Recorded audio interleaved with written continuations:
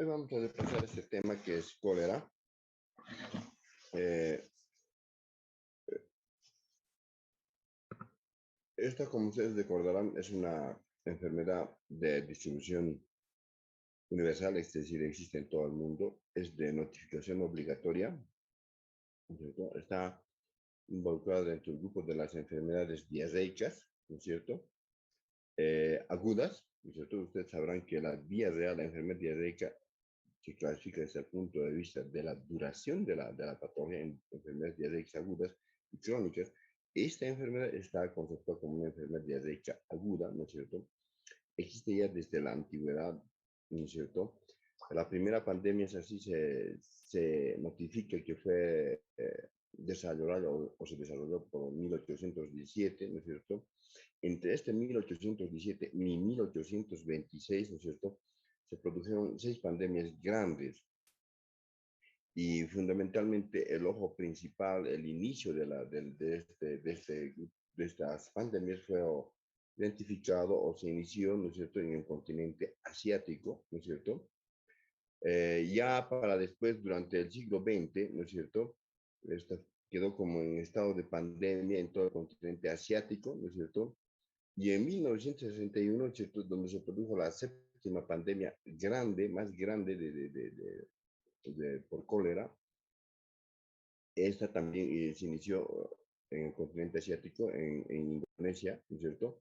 Y en 1991, ¿no es cierto?, se produjo otra gran pandemia, ¿no es cierto?, y que afectó también aparte al continente sudamericano, ¿no es cierto? Y uno de los países más afectados fue precisamente el Perú y Chile, ¿no es cierto? Donde tuvo mayor incidencia fue precisamente en Chile, ¿no es cierto? Bueno, en el Perú, ¿no es cierto? Donde, por ejemplo, Bolivia tuvo que colaborar con la apoyo del envío de soluciones cristaloides, ¿no? Endovenosas. En esta oportunidad, esta pandemia, donde el país más afectado, que les repito, fue Perú, llegó a un índice de mortalidad entre 20 y 50%, altísima, ¿no? Una tasa de mortalidad muy, muy alta, que en el transcurso de 2 años fue controlado, ¿no es cierto?, hasta llegar a una incidencia de una mortalidad del 1 al 2%. ¿Eso por qué? Porque se activaron muy bien los mecanismos de salud pública, ¿no es cierto? Y además que se intensificó el tratamiento precoz oportuno, ¿no es cierto? Oportuno y precoz, esa es la lógica, ¿no es cierto? Con la terapia de deshidratación oral, los famosos sobres de deshidratación oral eh, que, que dona UNICEF, ¿no?, y la OMS como principales estrategias de lucha contra la pandemia por el cólera. Y obviamente también fue afectado nuestro país en determinadas regiones, ¿no es cierto?, donde los más afectados fueron precisamente Chuquisaca, Santa Cruz y Cochabamba. Ustedes verán que de predilección, esta es una enfermedad que se desarrolla más en climas tropicales y subtropicales. Sin que quiera decir que esto, que Potosí, por ejemplo, no haya sido afectado. Sí, Potosí fue también afectado, ¿no es cierto? Y específicamente el área urbana, en este caso, por ese entonces, en la ciudad de Potosí y la zona donde se observó y se identificó y se determinó la presencia de la circulación del vibrio colérico, que es el agente etiológico de esta enfermedad, fue la zona de Delicias, ¿no es cierto?, hoy conocido como Villa Fátima y Delicias, y la nueva terminal, ¿no? Toda esa zona que eran ríos de aguas servidas, ¿no? Que se logró hacer una buena contención a través del rastrillaje domiciliario que se hizo en ese entonces. Otra de las zonas dentro del departamento ya afectada fue eh, el municipio de la provincia de Quijano del departamento de Potosí, particularmente esto en el municipio de Uyuni, ¿no? Como zonas afectadas, ¿no? Ahora, como les decía, esta es una enfermedad de notificación obligatoria. Está dentro de las enfermedades de diarreicas agudas. Y ustedes saben y os recordarán pues, conocimientos de fisiopatología o patología quirúrgica, ¿no es cierto? O gastroenterología. Las enfermedades diarreicas agudas se clasifican en secretoras, ¿no es cierto? Osmóticas, ¿no es cierto? Eh, mm, y además se clasifican en motoras, ¿no? Las secretoras son todas las enfermedades diarreicas agudas que producen proceso inflamatorio a nivel de la mucosa intestinal. Esta enfermedad está dentro del grupo de las enfermedades secretoras, ¿no? Y está actualmente en nuestro medio como una enfermedad endémica, ¿no? Endémica que en cualquier momento puede ser un brote epidémico. Y estas epidemias generalmente se producen entre cuando la temperatura del agua, medio ambiente, ¿no es cierto?, de los ríos, lagos, ¿no es cierto?, llegan a temperaturas más altas. Y esto generalmente ocurre eh, entre la estación de año que está entre el verano, ¿no es cierto?, y el inicio del otoño, el final del verano y el inicio del otoño, ¿no? El agente etiológico de esta enfermedad es, como les dije, el bacilo de Zika-Kraus, no, el bacilo del Vibrio colérico, ¿no es cierto? El Vibrio colérico, disculpen, es un lapsus mentis. El Vibrio colérico, que fue descubierto por Robert Koch en 1884, ¿no es cierto? Es decir, primero se produjo la pandemia y fíjense, casi un siglo después recién se produce la identificación del agente etiológico de la enfermedad. Y este hecho fue un hecho importante porque permitió cambiar la historia epidemiológica de la enfermedad, ¿no es cierto? O sea, uh, el adecuado control de los brotes pandémicos de esta enfermedad, ¿no? Obviamente que en aquel entonces, también hay que decirlo, ¿no es cierto? Y es importante desde el punto de vista epidemiológico, que las pandemias demoraban mucho en diseminarse por todo el planeta, ¿no? Debido a que en ese contexto, ¿no es cierto?, los medios de transporte eran mucho más lentos, ¿no es cierto?, que en la actualidad, ¿no? Por ejemplo, en ese entonces, la principal medio de diseminación de las enfermedades pandémicas, ¿no es cierto?, o con brotes epidémicos y tendencia a la pandemia, ¿no es cierto?, demoraban meses, hasta años, ¿no es cierto?, en diseminarse, ¿no? ¿Por qué? Porque el principal medio de transporte de la bacteria y de diseminación era el transporte marítimo. En la actualidad, por ejemplo, un brote pandémico demora solamente semanas en diseminarse, ¿no es cierto?, en el planeta. Eso debido a que ya tenemos medios de transporte mucho más rápidos, como es, por ejemplo, el transporte aéreo, ¿no? Y eso es fundamental en el comportamiento y desarrollo de los brotes epidémicos y los brotes pandémicos, ¿no? Ahora, ¿cuál es el agente etiológico? Les dije que fue descubierto por Robert Koch, quien también es el que descubrió el bacilo de la tuberculosis, ¿no es cierto? En 1884, es el bacilo de Zika-Kraus, que es un bacilo, como ven aquí en la fotografía, es un bacilo gran negativo, ¿no es cierto?, más o menos curvado, y por eso también recibe el nombre de una bacteria en coma, ¿no? Una sinónimo de bacilo de virus colérico. Este se caracteriza porque, como verán en la fotografía, tiene eh, tiene un flagelo que se emite o sale o emerge de uno de los polos de la bacteria, ¿no es cierto? Este, este flagelo precisamente es el que le permite que esta bacteria tenga movilidad, es altamente móvil. Además, este es resistente al medio ambiente. ¿Por qué? Porque esta bacteria se caracteriza también porque produce esporas.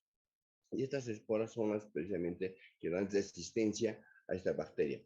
Esta bacteria, ¿no es cierto?, vive en colérico o vive en coma, ¿no es cierto?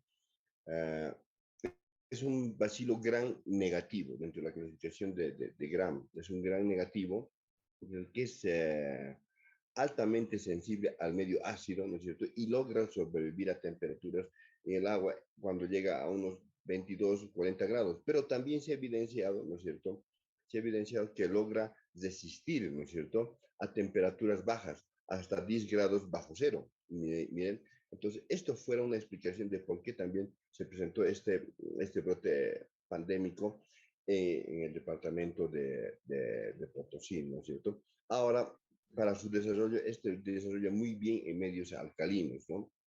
En medios alcalinos. Esto es un elemento importante, ¿no? Porque de esto podemos comprender y deducir que la principal vía de contagio es obviamente la gastrointestinal, ¿no es cierto? La vía de ingreso es la cavidad oral, ¿no es cierto? A través del consumo de alimentos contaminados, ¿no es cierto? Que es la principal fuente de contagio, ¿no es cierto? Y que también el jugo gástrico, como tiene un pH ácido, ¿no es cierto? Se convierte en el principal mecanismo de defensa del organismo. Entonces, encontrarán el pH gástrico es de 2.5 y este es muy sensible a los medios ácidos, entonces constituye un medio de defensa, ¿no es cierto?, excelente para la destrucción de esta bacteria gram negativa. Esto sí, asumimos en el contexto en que nos desenvolvemos o moramos o radicamos o vivimos, ¿no es cierto?, que es Potosí, ¿no es cierto?, donde el pH es un poco más ácido por la hipoxia crónica de altura, ¿no es cierto?, que hace que la secreción mayor de CO2, ¿no es cierto? Entonces el pH gástrico en altura es un poco mayor a ese 2.5 del llano. Entonces es un medio también, es un medio coadyuvante, ¿no es cierto?, de defensa del organismo.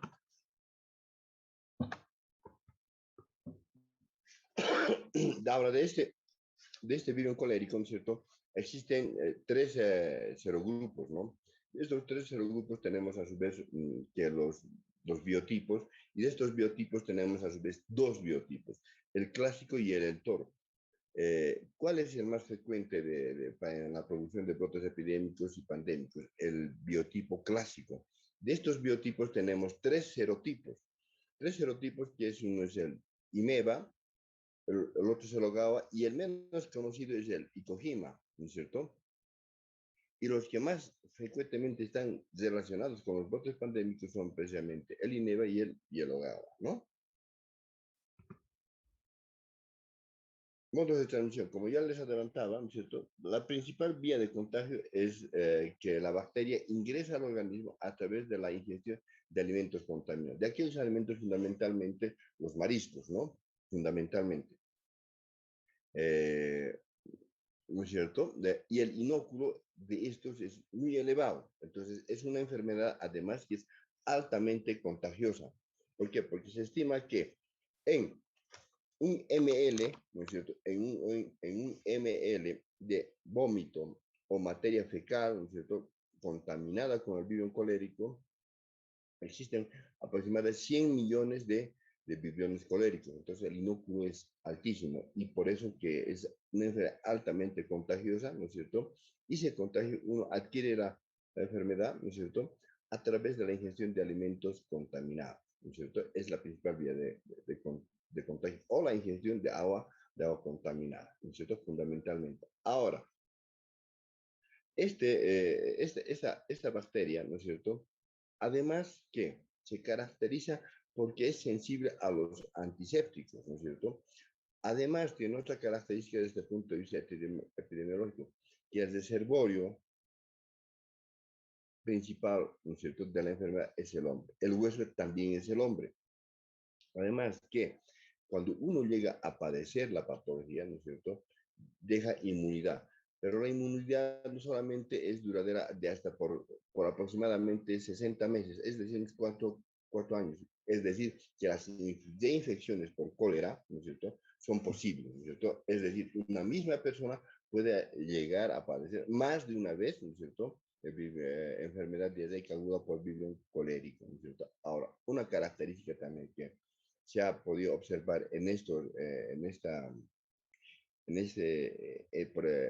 enfermedad es que la enfermedad de transmisión de persona a persona o interhumana no existe, es muy poco probable que exista. O sea, la principal vía de contagio siempre es a través de la ingestión de alimentos contaminados. Ahora, que la transmisión vertical tampoco existe. Es decir, una embarazada a su producto no transmite la enfermedad porque está protegida por la barrera placentaria y el virus con el que uno franquea esta barrera de protección, ¿no es cierto?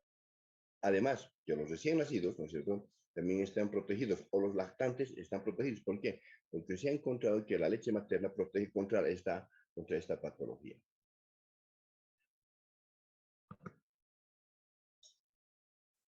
¿Cuál es la patogenia? Obviamente, como la principal vía de contagio es la ingestión de alimentos contaminados. Obviamente, la puerta de entrada constituye la cavidad bucal.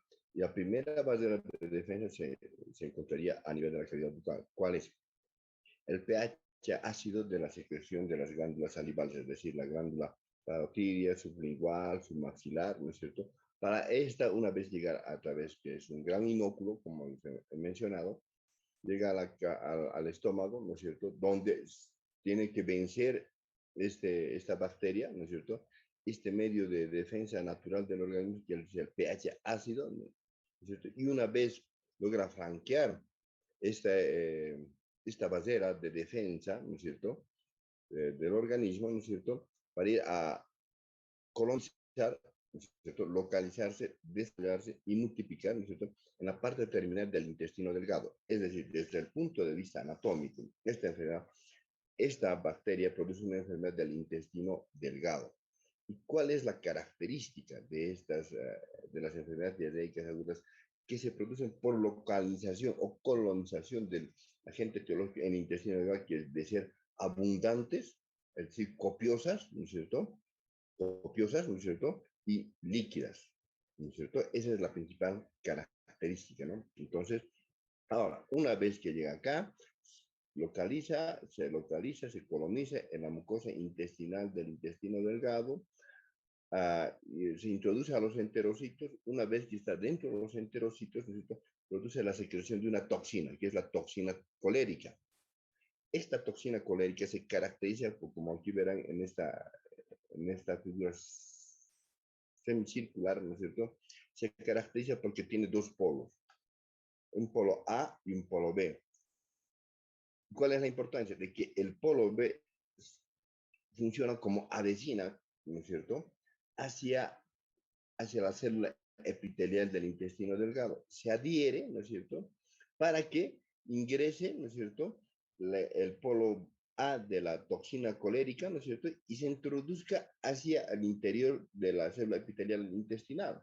Es decir, sirve como adhesina para traslocar la subunidad A de la toxina colérica.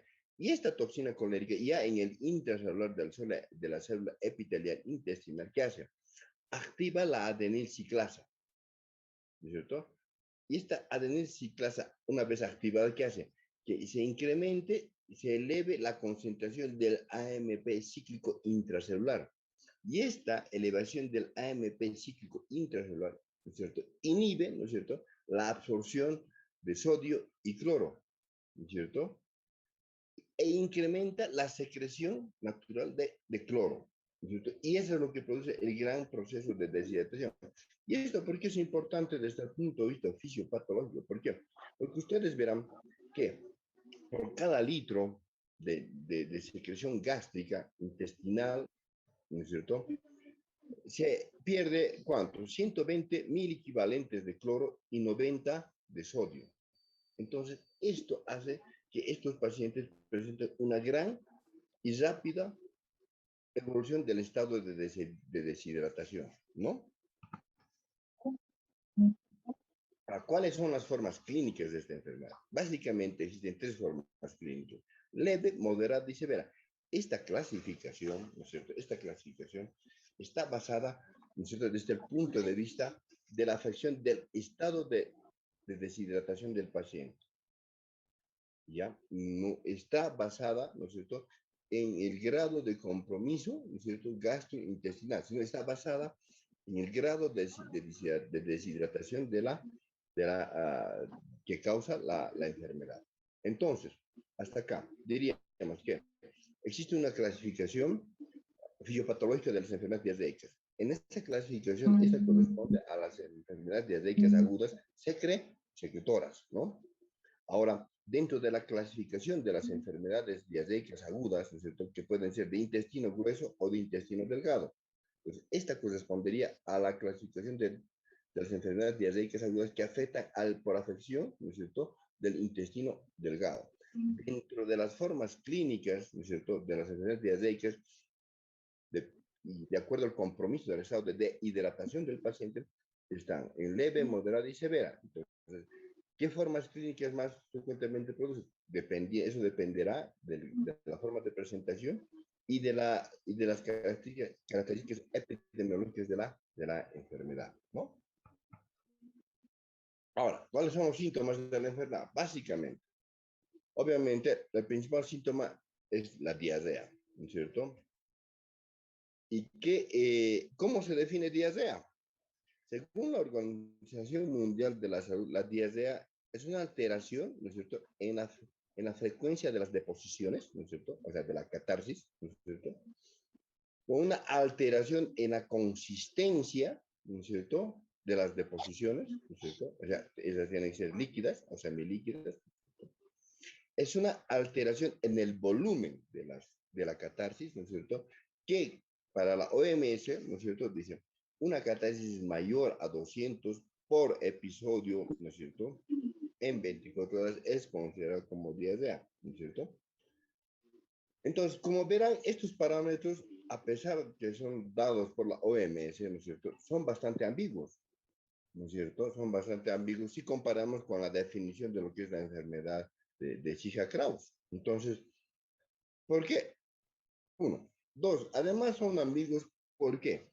Porque las deposiciones, o sea, la catarsis de cada individuo, o cualquier individuo, ¿no es cierto?, no solamente depende si está enfermo o sano, o sea, no solamente depende del estado de salud, sino también depende fundamentalmente de qué? De la alimentación. Por ejemplo, si una persona llega o tiene una alimentación, por ejemplo, ahora es vegano o es vegetariano, las deposiciones podrán ser en más de una oportunidad en 24 horas, 3, 4, ¿cierto? Y serán sueltas o con tendencia a ser líquidas. Pero aquello es debido no a una enfermedad, sino es debido a un estado de homeostasis, ¿no es cierto? Es decir, acostumbramiento a un nuevo estado patología es totalmente fisiológica, es totalmente normal, ¿no es cierto? Entonces, esta, a pesar de la exquisitez de la definición de la OMS de la diarrea, del síndrome diarreico, ¿no es cierto?, tiene todavía alteraciones fisiopatológicas, ¿no es cierto?, no bien definidas, ¿no? Porque eso depende mucho del tipo de alimentación que tenga. A diferencia, si una persona consume en mayor cantidad alimentos sólidos, ¿no es cierto?, y pastosos de alta pasticidad, ¿no es cierto?, la catarsis será en menor frecuencia en 24 horas, ¿no es cierto?, pero en mayor volumen, que tampoco puede ser definida como diarrea, o como sucede en nuestro medio, a 4.100 metros sobre el nivel del mar, en el lugar donde moramos. Las personas tienden a tener un intestino, por así decirlo, entre comillas, más perezoso, porque por la hipoxia crónica de altura, que tampoco puede ser definido como constipación, ¿no es cierto? Entonces, es un estado de homeostasis, o sea, de un habituamiento, un acostumbramiento a un nuevo estado fisiológico, ¿no? Entonces, ¿cómo son las deposiciones en el cólera? En el cólera, al inicio, las deposiciones, ¿no es cierto?, son fecal-ideas, posteriormente para hacerse muy rápidamente, francamente diarreicas, líquidas, ¿no es cierto?, en aspecto de agua de arroz o agua de maicena, son prácticamente incoloras, abundantes. Es así que muchas veces se estima que en un lapso de 2 a 3 horas, ¿no es cierto?, se llega a eliminar, ¿no es cierto?, entre 2 a 3 litros de catarsis, ¿no? Es una diarrea aguda que rápidamente te produce, ¿no es cierto?, un estado de deshidratación, ¿no? Y los vómitos son copiosos, abundantes, también en agua de arroz, ¿no es cierto?, o agua de maicena, son abundantes en volumen, con alta frecuencia, tanto la diarrea como los vómitos, que en cuestión de 1 a 2 horas te llevan a un estado de deshidratación moderada o severa. ¿Entienden? Entonces, y los vómitos generalmente no van precedidos, es una característica de la enfermedad, no van precedidas de estado nauseoso, ¿no? En consecuencia, ¿qué tenemos? Que los principales síntomas de la enfermedad son básicamente los que provienen de la pérdida de líquidos y electrolitos, es decir, por deshidratación. Entonces, ¿qué vamos a tener? Oliguria, parestesias, o sea, calambres, adormecimientos, o sea, parestesias, ¿no es cierto? Pérdida de peso, ¿no es cierto? Hipotermia como consecuencia de la baja del volumen intravascular, ¿no es cierto? Y fiebre. La fiebre que más frecuentemente que fiebre se produce hipotermia. ¿Por qué? Por la gran pérdida de líquidos, ¿no es cierto?, que llevan al paciente al colapso cardiovascular por un shock hipovolémico de origen gastrointestinal, es decir, habrá manos de partera, calambres en las extremidades, en el abdomen, ¿no es cierto? Y cianosis con aquello, ¿no? Lengua seca, irritabilidad, ojos hundidos, disminución del volumen urinario, es decir, tendencia a la oliguria, hipotensión arterial, ¿no es cierto? A un principio taquicardia y finalmente bradicardia, ¿no? Porque ya está el paciente entrando en colapso. Alteración del estado neurológico, como por ejemplo, a un principio en una deshidratación leve estará irritable el paciente, posteriormente el paciente, cuando ya está entrando en shock, tendrá alteración del estado de conciencia con tendencia a la somnolencia o al estado de coma. Entonces, los principales síntomas son los de deshidratación. Y por ello mismo, ¿no es cierto?, como aquí vemos, ¿no es cierto?, los calambres, decaimiento, diarrea aguda, profusa, vómitos. Esta diarrea es tan severa, ¿no es cierto?, es tan de alta frecuencia y de tan alto grado, alto volumen en cada deposición catártica, ¿no es cierto?, diarreica, que en la antigüedad las camas de internación de los hospitales o de los domicilios eran fenestradas, es decir, en la sumier del catre de la cama del paciente tenían perforaciones que conectaban directamente a receptáculos, ¿no?, grandes, porque al paciente no le da tiempo de llegar al retrete para evacuar el contenido intestinal diarreico, ¿no? Son de altísima frecuencia, ¿no? Y por eso mismo les he preparado un cuadrito que es de la clasificación de lo que debemos explorar en el paciente, ¿no es cierto? Fundamentalmente, deshidratación. Obviamente, esto ya nos muestra de qué es lo que debemos tratar en el paciente. Al agente etiológico o tratar inicialmente el estado de hidratación. Obviamente que el estado de hidratación es lo más importante para evitar a que llegue una deshidratación severa, ¿no es cierto? Y nos haga un shock hipovolémico de origen gastrointestinal. Entonces, lo que debemos explorar son la sed, ojos, la lengua, la frecuencia respiratoria, el pulso, la piel, la diuresis, ¿no es cierto? Esa es la diuresis horario, la temperatura, ¿no es cierto? El peso y evaluación. El peso generalmente no se puede evidenciar, ¿no? Pero se puede estimar, ¿no es cierto?, mediante una anamnesis rápida, ¿no es cierto?, si ha bajado o no de peso, ¿no? Y finalmente evaluar, ¿no? ¿Qué decimos? Más de 2 signos en cada una de estas clasificaciones de deshidratación leve, moderada o severa, ¿no es cierto?, significa que está en ese grado de deshidratación. Por ejemplo, en la deshidratación leve, ¿no es cierto?, el paciente, otra cosa, ¿no? Esta enfermedad, ¿no es cierto?, afecta tanto a hombres como a mujeres, tanto a niños como a adultos. No tiene predilección por un grupo etario determinado, ¿no? Esto es muy importante. Pero sí que los lactantes se ven protegidos porque están recibiendo lactancia materna y aquello sí produce inmunidad. Tiene factores de defensa contra el virus colérico, ¿no? La sed, ¿no es cierto?, que una deshidratación severa, verán, está en 3. Obviamente que en este estado el paciente, ¿no es cierto?, ya no les va a deferir sed, ¿no? Porque está en estado ya comatoso o semicomatoso. Los ojos están perfectamente hundidos, es lo que llamamos como enoftalmus, ¿no es cierto? Enoftalmus, ¿no es cierto? Donde el brillo de los ojos ha desaparecido prácticamente. La lengua se dice que está la lengua del loro. Ustedes no sé si conocen esta ave, ¿no es cierto? La lengua es generalmente negra, ¿no es cierto? Y además de seca. Por eso se dice lengua del loro. Esta lengua del loro es seca y negra. Entonces en el paciente colérico tiene lo mismo, la misma presentación anatómica. Seca por la deshidratación y negra por la cianosis que tiene, ¿no?, el paciente. La frecuencia respiratoria, en un principio, ¿no es cierto?, puede estar normal, o una deshidratación moderada puede estar hasta taquipneico. Pero en un paciente con deshidratación severa, ¿cómo va a estar? Taquipneico, es decir, disminuida, o la respiración acidótica de Kussmaul. Porque además este paciente, por la deshidratación severa, ¿qué va a presentar? Acidosis.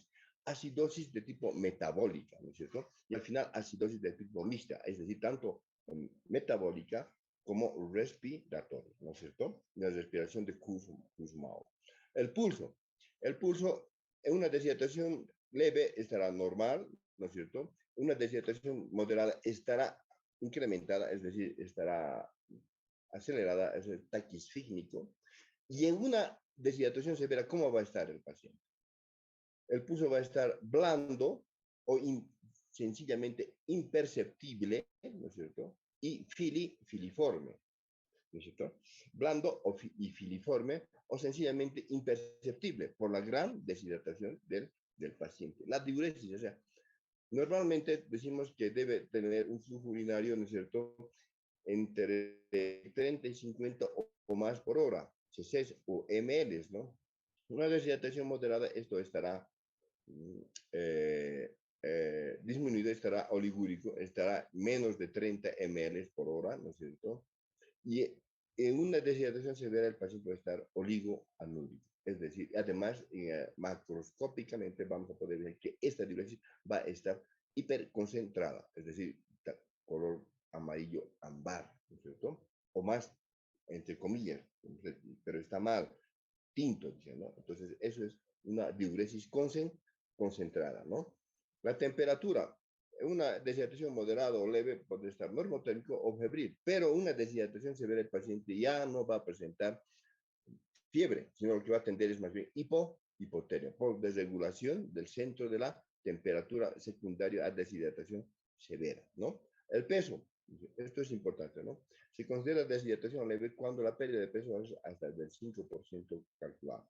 Moderada es cuando ha perdido un peso entre el 5 y 10% y se verá cuando la persona con deshidratación ha perdido más del 10% del peso corporal total estimado para la edad según la talla, ¿no? Entonces, ¿qué tenemos que evaluar? Fundamentalmente en el paciente, el estado de hidratación, ¿no es cierto? Fundamentalmente. Eso es lo que tenemos que ver. Y el signo del pliegue, del pliegue, ¿no? Esto es muy, muy importante. Parece que tengo un cuadro acá. No. El signo del pliegue, ¿no? O del rodete cutáneo. Ustedes han debido aprender esto a realizar en la asignatura de pediatría, generalmente llega, ¿no? Hay que ver dónde explorar. Se debe explorar generalmente en lo que es el flanco del abdomen, ¿no es cierto? Derecho o izquierdo, ¿no es cierto? O la cara anterointerna del muslo, ¿no? La cara anterointerna. Consiste en tomar un rodete de piel, solamente piel, ¿no es cierto? Piel, ¿no es cierto? Y producir un rodete esto y luego soltar, liberar este rodete. Y la piel tendría que de tomar su contextura habitual, normal, fisiológica, ¿no es cierto? En menos de 2 segundos, ¿no es cierto?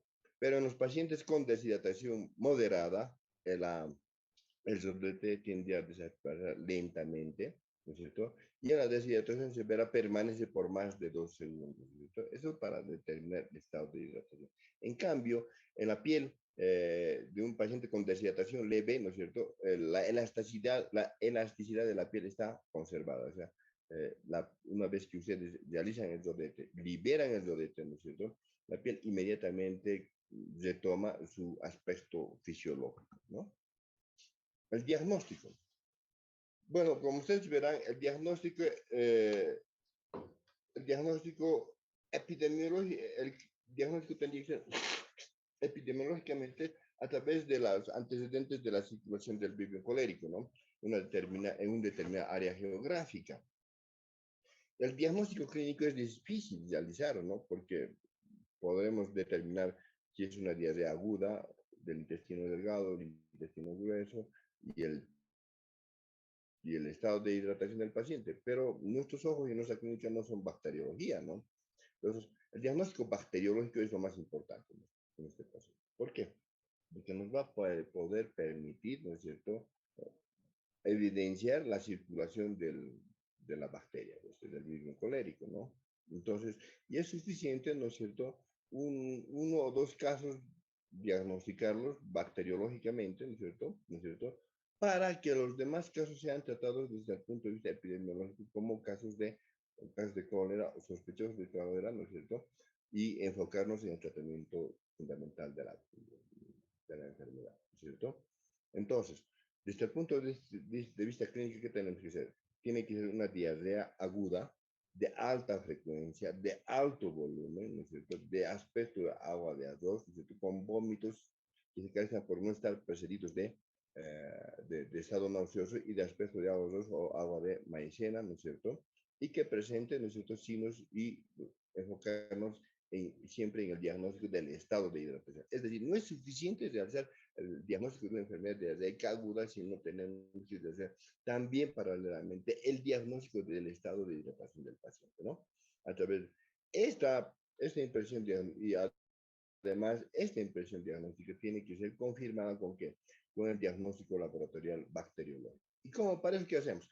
Hisopeado rectal. O sea, la muestra de materia fecal o del vómito o por hisopeado rectal. Es decir, tomamos un hisopo, ¿no es cierto? Introducimos en el recto, ¿no es cierto? Procedemos a hacer rotar 360 grados, ¿no es cierto? Retirar el hisopo, llevar al tubo de ensayo donde contiene el medio de transporte bacteriano, ¿no es cierto? Que es el medio de Caribly, ¿no es cierto? Introducimos y se conserva ahí. Procedemos al cierre hermético, que de preferencia tiene el cierre de rosca, ¿no es cierto? Y procedemos al achuntado del tubo de ensayo. Es decir, achuntar quiere decir identificar, ¿no es cierto?, nombre, apellido de la persona, localidad de la persona, fecha,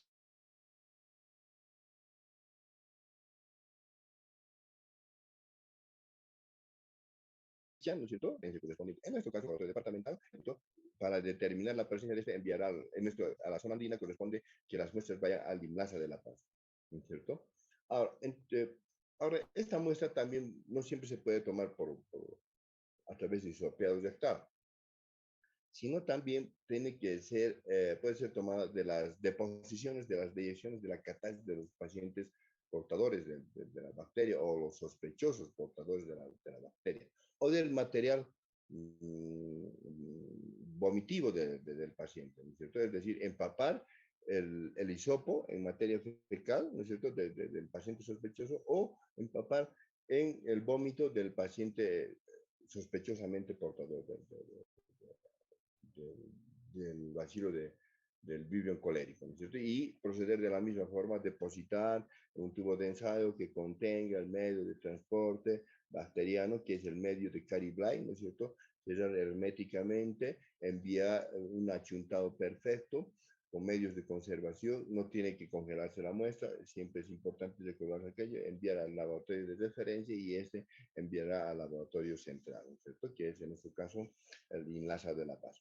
Ahora, entre otros exámenes complementarios, generales, tenemos al hemograma completo. ¿Qué vamos a poder encontrar en el hemograma completo? Dependiendo del estado de hidratación del paciente o de deshidratación del estado del paciente, ¿cierto? En la serie roja, ¿qué vamos a poder encontrar? Probablemente hemoconcentración, entonces un hematocrito elevado. Si estamos hablando de un paciente con deshidratación moderada o severa, pero si estamos hablando de un paciente con deshidratación leve o sin deshidratación, ¿cierto? El hematocrito estará conservado, ¿no es cierto? ¿Qué vamos a encontrar en la serie blanca? Vamos a encontrar leucocitosis. Leucocitosis generalmente arriba de los 12.000 por milímetro cúbico, con gran neutrofil. Y fundamentalmente, ¿qué más tenemos que notar? Entonces, en generales, ionograma. Ionograma es importante, ¿no? La dosificación de sodio, cloro y potasio. Usted ya sabe, la concentración plasmática de sodio es fisiológica es de 135 145 mil equivalentes por litro. El cloro es de 80 a 110 mil equivalentes por litro. El potasio es de 3.5 a 4.5 mil equivalentes por litro, ¿no es cierto? Y la gasometría. La gasometría es importante para determinar el estado si estamos en un estado de acidosis, ¿no es cierto?, metabólica o respiratoria o ya mixta. De acuerdo a esto a parámetros, ¿no es cierto?, para nuestro contexto, o sea, para la altura, 4.100 metros sobre el nivel del mar. Obviamente que aquello no vamos a repasar porque eso es competencia de lo que es fisiología y fisiopatología, ¿no? Obviamente de la altura. Ustedes esto conocen mucho más que el docente de fisiología, ¿no? Entonces, tratamiento. Esta fotografía está mal, porque el tratamiento debe estar resumido. Primero, tratar deshidratación y luego antibioterapia. ¿no es cierto? Pero el tratamiento fundamental de la patología pasa, uno, tratar el estado de hidratación del paciente. Dos, el tratamiento específico de la enfermedad, que es el tratamiento antibioterápico, antimicrobiano, ¿no es cierto? Para eso, ¿qué tenemos que realizar? Primero, clasificación del estado de hidratación, determinación del estado de hidratación del paciente. ¿Está o no está deshidratado? Y si está deshidratado, ¿qué grado de deshidratación cursa el paciente? Deshidratación leve, moderada o severa. Si es de deshidratación leve, la terapia será terapia de deshidratación oral, ¿a través de qué? De sueros, de soluciones o de sueros de deshidratación oral, ¿no es cierto? ¿A cuántos ml? 50 ml, ¿no es cierto? ¿No es cierto? Administrados por vía oral, ¿no es cierto? En 4 horas. 50 ml por kilogramo peso para 4 horas. ¿Cómo se lo tiene que administrar? Obviamente a través de la vía oral, ¿no es cierto? Preparar el sobre, todo, ustedes ya conocen aquello, ¿no? Caliente o frío, tibio de preferencia, ¿no? ¿No? Y tratamiento, investigación de contactos y notificación de la enfermedad. Si la deshidratación es moderada, ¿no? Si la deshidratación es moderada, ¿no es cierto? Existen dos probables vías de tratamiento, dos probables alternativas de tratamiento. Una, la terapia de deshidratación oral se aplicará siempre y cuando, ¿no es cierto? Siempre y cuando los vómitos no sean incoercibles, es decir, los vómitos no sean de elevada frecuencia y de gran volumen, porque en ese caso está contraindicado. No se puede realizar terapia de deshidratación oral. En esa situación, ¿no es cierto? El tratamiento de elección o de primera elección, cuando el paciente tiene abundante y alta frecuencia, de vómitos, es decir, son prácticamente incoercibles, ¿no es cierto?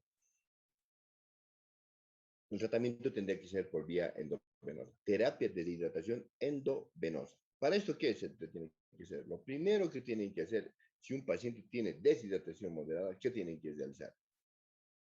La viabilización, ¿no es cierto?, de la instalación de una vía endovenosa. Y en este caso, de dos vías endovenosas. Siempre, joven, no se olviden. Dos vías endovenosas, derecha e izquierda, ¿no es cierto? Y si no es posible, un paciente con deshidratación moderada, es posible realizar dos vías, ¿no es cierto? Dos vías de infusión, una para la infusión de medicamentos y otra para la toma de muestras, ¿no es cierto? Y al final, las dos vías sirven para la administración de medicamentos y una sirve exclusivamente para la administración de soluciones cristaloides, ¿no es cierto? Ahora, en esta situación, ¿qué se tiene que realizar? Hidratación endovenosa, cuando los vómitos sean incoercibles, ¿no? Ahora, ¿a cuántos ml? 20 a 30 ml, ¿no es cierto?, por vía endovenosa por hora, por hora, por hora. ¿Qué solución de preferencia? Zinger lactato, ¿no es cierto? ¿Por qué? Porque en su composición, ¿cuánto tiene? 145 mil equivalentes de sodio, 4.4 de potasio, 98 de cloro a 102 de cloro, ¿no es cierto? Y además tiene lactato, ¿no es cierto? Que sirve para controlar la acidosis del paciente, ¿no es cierto? Además que tiene calcio, 4.000 equivalentes por la composición. La primera solución endovenosa cristaloide para tratamiento de cloro, la primera opción, ¿cuál es? Zinger lactato, ¿no es cierto? Porque la solución fisiológica, por ejemplo, tiene 154.000 equivalentes de sodio, 154 de cloro, ¿no es cierto? Y no contiene potasio. Entonces, esta sí tiene potasio, además de Zinger, además de lactato, ¿no es cierto? Ahora, cuando la deshidratación es severa, ¿no es cierto? El tratamiento es exclusivo por vía parenteral, por vía endovenosa, ¿no es cierto? A veces en estos pacientes también, lo primero que tienen que realizar que es la instalación de dos vías venosas endovenosas, periféricas, ¿no? Cuando ya están en un medio dotado y cuando estos pacientes no se puede realizar, no se puede localizar por la pulso filiforme, por el shock hipovolémico que está cursando, ¿no es cierto? A veces es necesario instalar una vía venosa central, ¿no? Puede ser la más utilizada generalmente es la subclavia, puede ser supraclavicular, infraclavicular, yugular o femoral, ¿no es cierto? Bueno, eso ya para un tercer nivel de atención, ¿no? Pero ustedes tienen que instalar siempre dos vías, ¿no? Dos vías. Con soluciones cristaloides. ¿Cuál es el cristaloide? Ya les he dicho, Singer lactato. ¿Cuánto? 100 ml por kilogramo peso administrados, calculados para 4 horas, ¿no? Y este paciente debe ser deferido, ¿no es cierto? Si están atendiendo en un primer nivel, a un segundo nivel. Si están atendiendo a un segundo nivel, debe ser referido a un tercer nivel. Este paciente es para terapia intensiva o atención en tercer nivel, porque este paciente ya está en shock hipovolémico, ¿no? Y si no tuvieran probabilidades de transferir, deferir, evacuar este paciente a un nivel superior de atención, hay que hacer una vigilancia consecutiva, continua, fina, ¿no es cierto? ¿De qué? Del nivel del estado hemodinámico del paciente. ¿Qué quiere decir? Medir presión arterial, medir la frecuencia cardíaca, valorar la diuresis del paciente, ¿no es cierto? Y valorar el estado neurológico del paciente, A, B, C, D, ¿no? Entonces, presión arterial, sencillo, un tensiómetro, frecuencia cardíaca o pulso, ¿no es cierto? El pulso es siempre el FETIC, no se olviden, si es un pulso imperceptible, con una buena hidratación tendría que volver perceptible, ¿no es cierto? De blando tendría que ser anormotónico, ¿no es cierto? Y regular sano, ¿no? El estado neurológico, para que utilizan la escala de coma de Glasgow, que seguramente esto aprenderán o están aprendiendo, ya conocen a través de la asignatura de neurología, ¿no es cierto? Y la diuresis, ¿no es cierto? La diuresis horaria, ¿no es cierto? Primero el aspecto macroscópico, si está el paciente siendo adecuadamente deshidratado, la diuresis tendrá que tenderse a ser cada vez menos colúrico hasta llegar a un aspecto normal, que es el ámbar, ¿no? Ahora, y el volumen, ¿no? Y mejorará el estado general del paciente. Y finalmente, y lo principal, los hombres de dilatación oral, ¿no? La terapia de dilatación oral. En cuanto mejore el estado de dilatación del paciente, los vómitos tendrán a disminuir en frecuencia y en volumen y se debe de iniciar, ¿no es cierto? Inmediatamente la terapia de dilatación oral, ¿no es cierto? La terapia de dilatación oral. Y para ello existen dos o tres alternativas, ¿no es cierto? En terapia de dilatación oral. Primero, los sopes de dilatación, cuando no se dispone de sopes de dilatación oral, una alternativa es siempre, ¿no es cierto? Siempre es el suero de deshidratación, ¿no es cierto? Oral casero, que es el SAS, ¿no? Suero oral casero, ¿no? Y decirles que el sobre de deshidratación oral existe en dos modalidades, el de obsequio, ¿no es cierto? Que es dada por UNICEF, ¿no es cierto? Que tiene una concentración de cloruro de sodio de 3.5 gramos, potasio de 1.5 gramos, bicarbonato de sodio 2.5 gramos y glucosa anhidra 20 gramos. Esa es una composición. Pero existe otra composición, ¿no es cierto?, que está también en la fotografía, que tiene la misma concentración de sodio y potasio, pero la diferencia es que en vez de de glucosa la misma composición, o sea, 20 gramos de glucosa anhidra. Pero, ¿no es cierto?, la diferencia está en que un sobre de hidratación oral tiene bicarbonato y el otro tiene citrato trisódico. Entonces, de estas, ¿cuál es la preferible? La que tiene citrato trisódico. ¿Por qué? Porque es una solución más estable y, es decir, ¿qué decimos cuando es más estable? Que tiene una duración mayor, ¿no es cierto?, que la de bicarbonato de sodio. Que es menos estable y tiene menos duración, ¿no es cierto? De todos modos, cualquiera de estos siempre tiene una duración máxima de 24 horas. Una vez preparada la solución, ¿cuánto dura? Solamente 24 horas, ¿no? De preferencia, pero hay que siempre, cuando tengan que comprar, adquirir una que tenga citrato de sodio, ¿no? Porque es más estable y tiene un poquito más de una vida media mayor, más prolongada, ¿no? Desde el punto, una vez preparada la solución. O cuando no existe ninguna de aquellas, la opción siempre es el suero casero, ¿no es cierto? Que también se prepara en un litro de agua, ¿no es cierto? Se coloca una una cucharada de sal y 4 cucharadas de azúcar, ¿no? Porque cada cucharilla tiene, ¿cuánto? 5 gramos. Y 4 cucharillas hacen 20 gramos, ¿no? 20 gramos. Y una cucharilla de sal que tiene 5 gramos de sal. Cucharilla, ¿no? No cucharada, cucharilla, ¿no? Y a esta solución casera no está recomendada incrementar limón. Alguna literatura, ¿no es cierto?, recomienda, no, porque es inactiva, ¿no? Inactiva al cloruro de sodio. Y finalmente, el tratamiento, ¿no es cierto?, el tratamiento antibiótico, ¿no? Esto es importante como un tratamiento coadyuvante, ¿no es cierto? ¿Por qué? Porque a través de un tratamiento antibiótico adecuado, ¿no es cierto?, vamos a poder disminuir, ¿no es cierto?, ¿no es cierto?, el inóculo de la bacteria, es decir, disminuir la excreción de las bacterias, porque vamos a producir la destrucción de las bacterias, es decir, vamos a producir bacteriólisis, ¿no es cierto?, y disminuir rápidamente lo que es el volumen de las deposiciones, ¿no es cierto? Además, disminuir bruscamente la frecuencia de las deposiciones, ¿no es cierto? Y con esto vamos a poder disminuir, ¿no es cierto? Reducir, ¿no es cierto?, los días de estadía hospitalaria. ¿Por qué? Porque va a disminuir la necesidad de terapia de hidratación endovenosa, ¿no es cierto? Y para así disminuir el periodo, la duración de la enfermedad y disminuir, ¿no es cierto?, y erradicar la cadena de transmisión de la enfermedad. Y para esto, ¿qué antimicrobianos utilizamos? Generalmente, los de primera elección, los macrólidos. Acitromicina, 1 gramo por dosis, ¿no es cierto?, en dosis única. Luego tenemos las quinolonas, ¿no es cierto? Las quinolonas, el ciprofloxacino, 500 miligramos vía oral cada 24 horas en dosis única, ¿no es cierto? La eritromicina, otro macrólido, 500 miligramos vía oral cada 6 horas por 3 días, ¿no es cierto? Y una otra opción que esta no ha dejado de estar vigente desde la antigüedad, que se utiliza ya desde la década de 70, las tetraciclinas, ¿no? Entre ellas tenemos a la doxiciclina, 300 miligramos, ¿no es cierto? Miligramos, ¿no es cierto?, en 2 dosis, ¿no?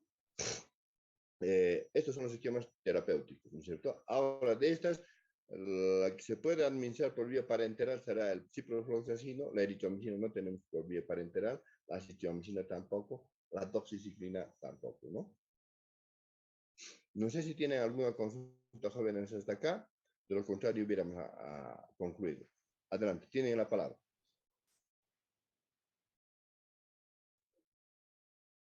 Correcto. Entonces, como no tienen consultas, nos vemos el día, por favor, jueves para pasar una nueva clase de infectología. Que tengan buen día, buen resto de jornada. Hasta luego, jóvenes.